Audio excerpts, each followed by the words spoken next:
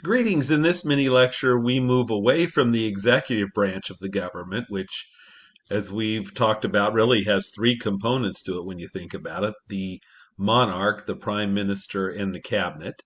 In this series of mini lectures, I'm going to talk virtually exclusively about the House of Commons. I'll make a note or two about the House of Lords, and then I will summarize this set of mini lectures by giving you what I think are the three greatest advantages of the British parliamentary system over the American presidential system. And then I may just make a couple comments about things that you could extol the American system over the British system. So if you follow along in your notes, it says the House of Commons a reactive legislature. And for those of you who took me for Introduction to American Government, you may remember that my title for the Congress was an active legislature. So there is a clear distinction between these two national legislatures. The U.S. Congress is very active, it's well organized, it's well financed, it has what most consider to be the best committee structure in the world. Um, and the U.S. Congress can say no to a executive on an ongoing basis and can really make it stick. The House of Commons is very different. It's very reactive. It is reacting almost exclusively to legislation that comes from the executive branch. And so, if we follow my introductory comments with the notes start out by saying the largest party is called Her Majesty's government. Obviously, when Britain has a king, it would be His Majesty's government. And the other party is the opposition. So the government is the majority party, and the party out of power is the opposition. Now, one huge difference between Great Britain and, say, Germany, which is going to be our next parliamentary system, is that in Great Britain, the largest political party can typically govern alone. Although on two occasions since World War II, the Conservative Party has been forced to form a coalition with a minor party, and both of those circumstances have been since 2010. So in your textbook in Roskin, he talks about the first one. David Cameron was forced to cut a deal with Nick Clegg. Nick Clegg was the leader of the Liberal Democrats, and it was the first time in Britain in the post-World War II period that there was a coalition government in Great Britain. In fact, if you look at all of the other democracies in Western Europe, all of them had a coalition government before the British did for the first time in 2010.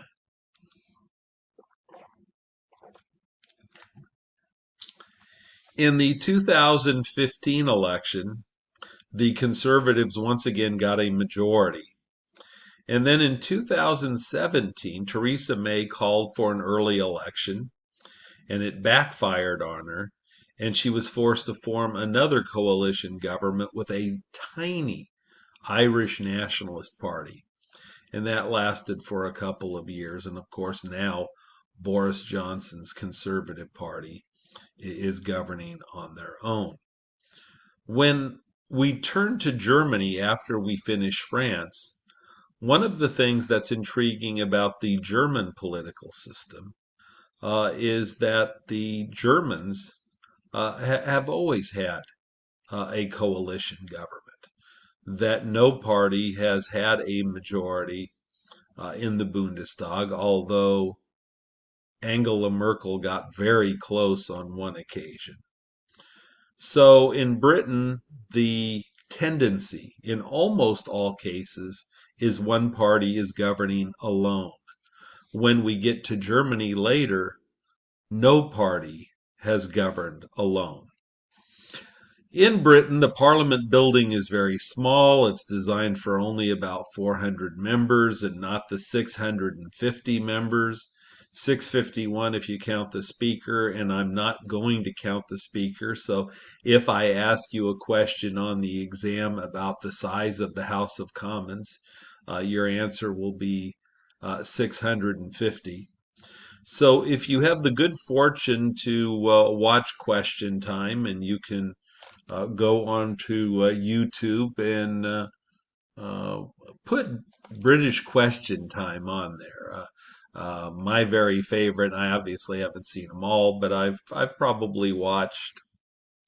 I don't know. Over the years, I probably watched 100 episodes of Question Time. My favorite is if you type in Margaret Thatcher, ditch the bitch, House of Commons Question Time. You'll probably get it, and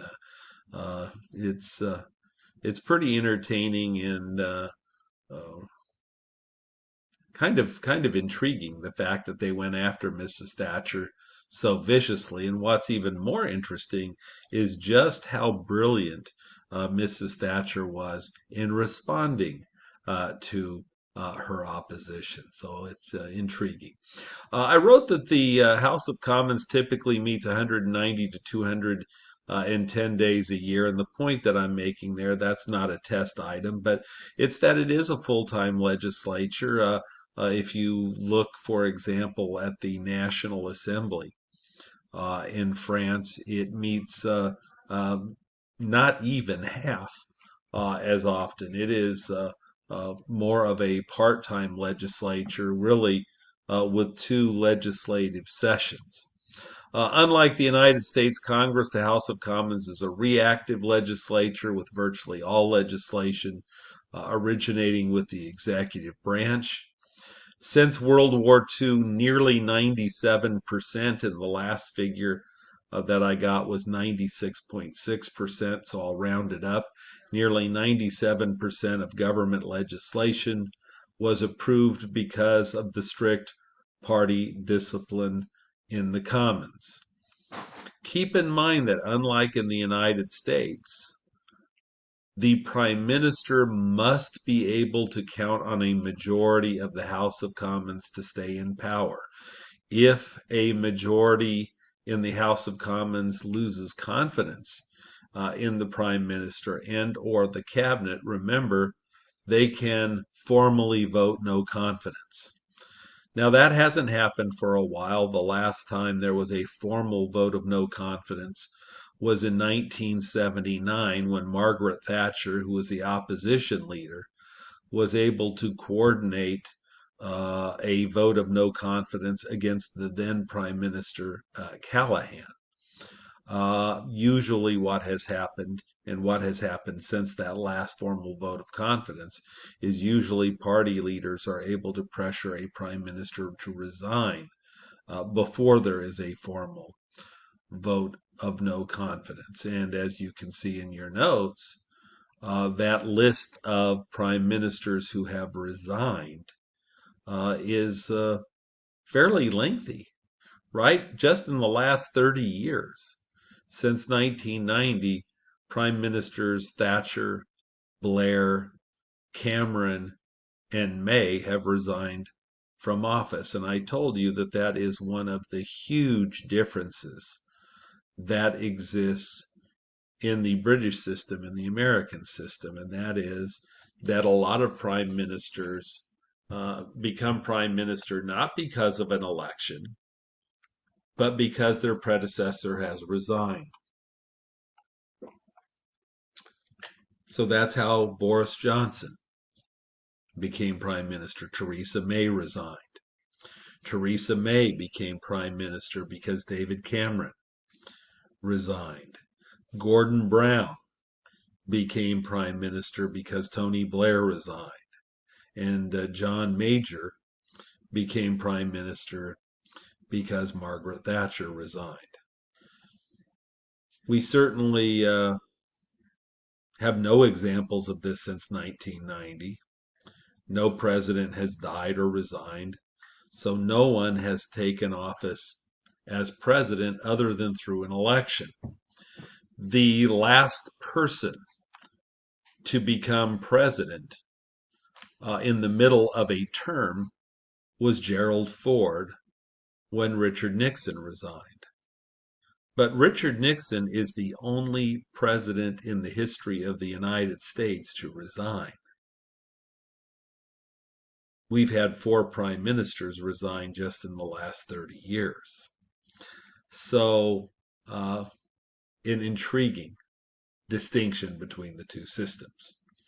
If you scroll down to the size of the House of Commons, I decided to add this because I find it interesting. Certainly, if I ask you a question about the size of the Commons, just know the 650 today.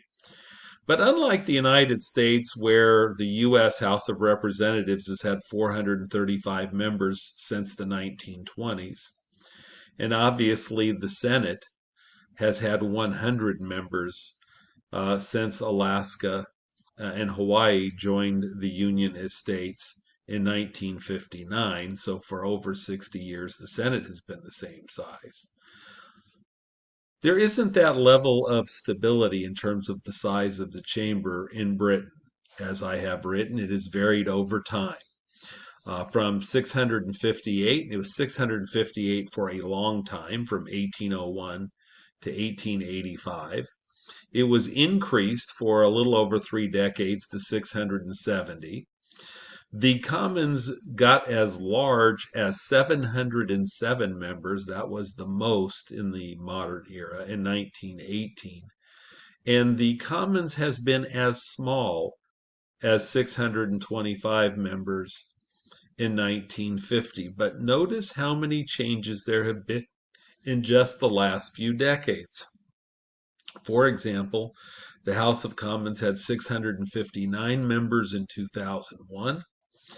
It was decreased by the Boundary Commission to 646 in 2005 and increased again to 650 since 2010. I'll repeat this later, but I think it's interesting to note that when discussing elections, there is far greater legislative turnover in the British House of Commons than in the United States Congress. In a typical election in Great Britain, about 2/3, about 450, and star or underline that, that's a question you might see on the exam. About 450 of the seats are considered safe. But the other way to look at that, and the way I prefer to look at it, is it means that in a typical election, there are 200 seats that are at risk, that are what the experts call competitive. And this ties into a concept that is stressed in your chapter, Carl Friedrich's rule of anticipated reactions. In Great Britain, there is a significant fear of electoral punishment. In Britain, there are a significant number of legislators that could lose their seats. I just want to conclude this mini lecture by reinforcing something from a previous lecture. And that is, in Britain, there must be an election at least every 5 years. So if I ask a question on the exam, what is the term of office for a prime minister, or what is the term of office for the House of Commons, it would be 5 years. But unlike the United States, elections are not fixed. In the United States, House elections are fixed every 2 years, presidential elections every 4 years, and Senate elections every 6 years. In Britain, elections can take place early. And certainly, I gave you some examples in your notes when I stated elections have taken place in 1979. Right, so the next election should have been 84, but Margaret Thatcher called for them early during the Falklands War in 83. So the next election should have been 1988, but she called for them early in 87. Then in 92, 97, those were 5-year terms. Then elections were called for early in 2001, 2005. Then we had 5 years in 2010 and 15. And notice the last 2 elections were called early in 2017, the election that backfired on Theresa May. And then the last election that was called was by Boris Johnson in 2019. 19. In the next mini lecture, I will turn to the tasks and the functions of the House of Commons.